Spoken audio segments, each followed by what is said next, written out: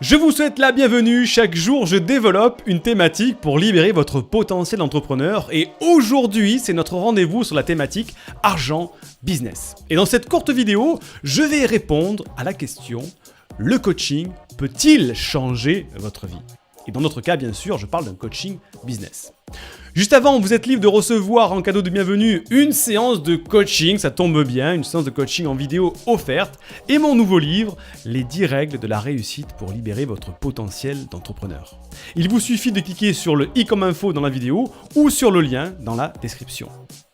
Pour être sûr de recevoir les autres vidéos de la chaîne, n'hésitez pas à vous abonner et à cliquer sur la petite cloche pour recevoir les notifications à chaque fois qu'une nouvelle vidéo est en ligne. Siegfried Sey est auteur et conférencier. Il a été athlète de haut niveau 10 fois médaillé en équipe de France d'aviron, puis entrepreneur libre et indépendant de créer la vie de ses rêves. Son objectif, créer une communauté de leaders libres d'atteindre un niveau supérieur de réussite pour construire un monde meilleur. Tous les jours, il vous partage les meilleurs conseils issus de sa méthode de réussite. Alors c'est quoi le concept du coaching? On va se mettre d'accord pour qu'on soit bien clair. Le coaching, c'est se faire accompagner par une personne qui a plus d'expérience que vous dans un domaine en particulier. Dans notre cas, par exemple, la gestion financière, le marketing, le branding, etc. Et il y a deux grands bénéfices à ça. Premièrement, c'est d'aller plus vite. Deuxièmement, c'est de prendre les bonnes décisions. Alors, ok, allons plus loin. Pourquoi c'est intéressant d'aller plus vite? Parce que si aujourd'hui vous êtes entrepreneur, vous allez mettre en place des choses et peut-être que vous allez mettre en place des mauvaises actions ou des erreurs. Donc vous allez être obligé d'apprendre de vos erreurs. Mais si vous avez quelqu'un, un expert qui vous coach et qui lui est déjà passé par là, qui a déjà eu cette expérience, qui a déjà trouvé des solutions à vos problèmes, eh bien le simple fait de lui poser la question, il va vous répondre et en un claquement de doigts, vous avez la bonne réponse, la bonne solution, donc vous allez plus vite. Deuxième chose, c'est pour prendre des bonnes décisions. Pourquoi? Parce que prendre des bonnes décisions, ça va pouvoir vous faire économiser de l'argent ou du temps. Prendre les bonnes décisions, c'est un petit peu comme l'effet papillon. Si aujourd'hui vous prenez une petite mauvaise décision, si vous la répercutez dans une semaine, un mois, un an, ça peut devenir catastrophique. Et idem pour le temps. Si vous faites une mauvaise décision, peut-être que ça va vous faire perdre énormément de temps si vous le répercutez sur la longue durée. Donc, se faire coacher, ça va vous permettre d'aller plus vite et de prendre des bonnes décisions pour économiser du temps ou de l'argent. Le problème, c'est que le coaching aujourd'hui est très corporate dans le mauvais sens du terme. C'est-à-dire que lorsqu'un entrepreneur veut aller chercher une formation, qu'est-ce qu'il fait en premier? Il va aller soit à la chambre du commerce, soit dans des centres de formation avec des stages. Et le problème, c'est qu'ils ne sont plus à jour sur les techniques modernes. Et surtout, ils ne vous apprennent pas la condition nécessaire à votre réussite, c'est-à-dire la psychologie de l'entrepreneur moderne.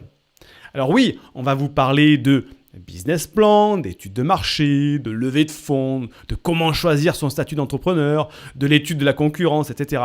Mais pas de comment trouver des prospects. Et encore moins de ce pilier de la réussite qui est ce fameux mindset.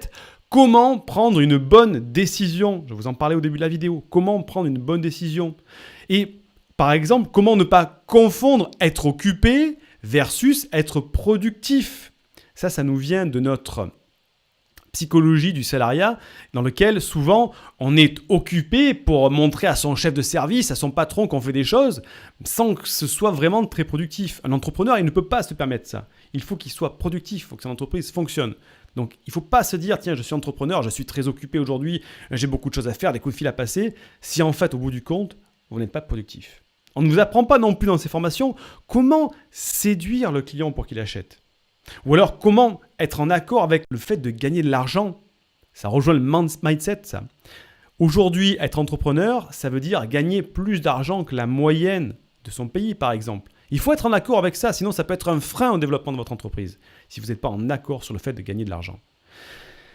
Bref, il y a beaucoup de choses comme ça, comme penser bénéfice à long terme, mettre en place des tâches qui seront pérennes dans le temps. Tout ça, on ne vous l'apprend pas dans des formations qui sont issues des chambres de commerce, des trucs comme ça, parce que c'est des formations old school à l'ancienne. Alors comment faire? Eh bien, le plus dur, c'est de trouver la bonne personne.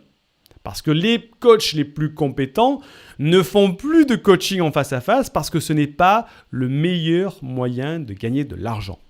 Faire du coaching en face à face, ça permet de garder le contact avec ses clients, contact avec les problématiques, mais ce n'est pas le meilleur moyen pour gagner de l'argent.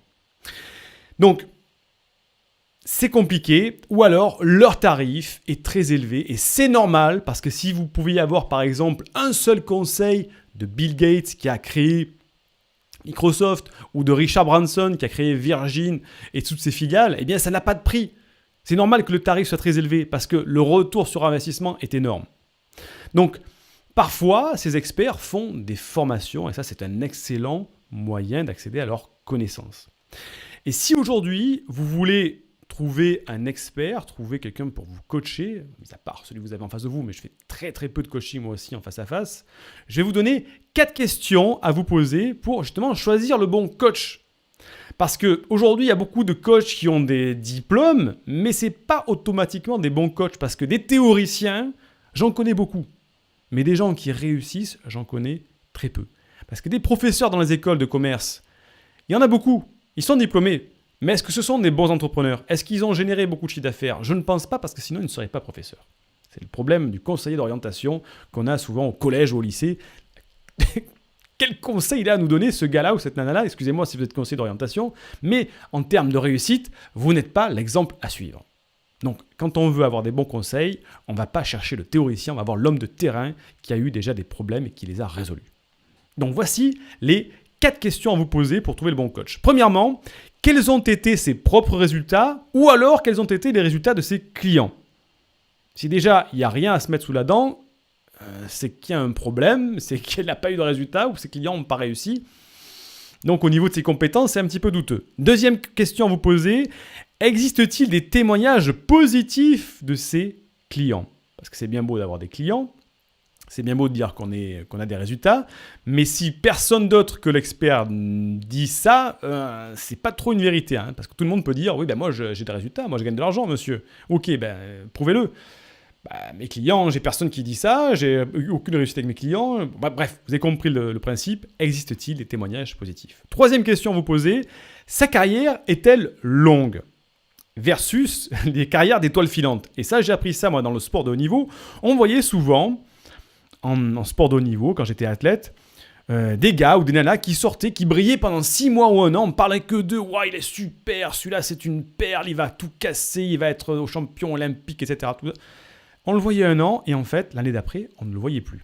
Soit parce que psychologiquement, il n'avait pas supporté la réussite, ou parce qu'il s'était mal entraîné, donc il s'était blessé, ou parce qu'en fait, il s'était mal nourri. Donc, bref, les étoiles filantes, c'est très bien, on en parle beaucoup, mais dans la durée, ça ne fonctionne pas. Donc, est-ce que la carrière de cet expert a été longue? Parce qu'on voit beaucoup aujourd'hui de petits jeunes qui sortent, qui disent « Ouais, moi j'ai réussi, je suis la folie, etc. » Mais en fait, ça fait combien de temps qu'ils réussissent et pendant combien de temps ils vont réussir encore? Donc voilà, il faut que la carrière de cet expert soit quand même relativement longue. 4e question, est-il assez spécialisé? Donc je vous pose une question. Si par exemple, vous devez vous faire opérer à cœur ouvert, est-ce que vous allez voir votre médecin généraliste ou un chirurgien spécialisé dans l'opération du cœur? Vous allez voir le spécialiste.